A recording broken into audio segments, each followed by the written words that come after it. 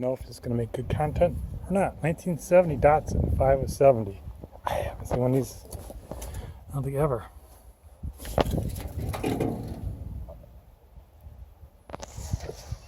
Nah, you really can't read that tag. Nope, nothing. I'll get the original radiator too.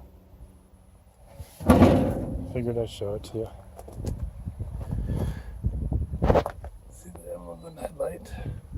There isn't much left of the thing.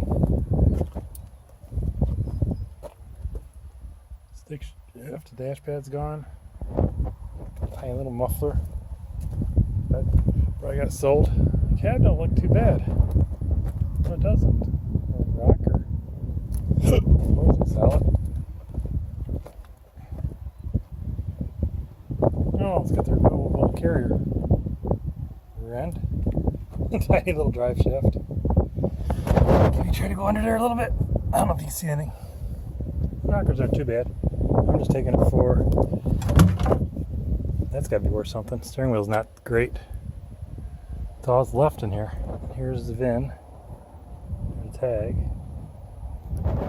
Everything's missing on this poor thing, but I thought it was kind of cool. When do you see one of these? Maybe in California. Thanks for watching.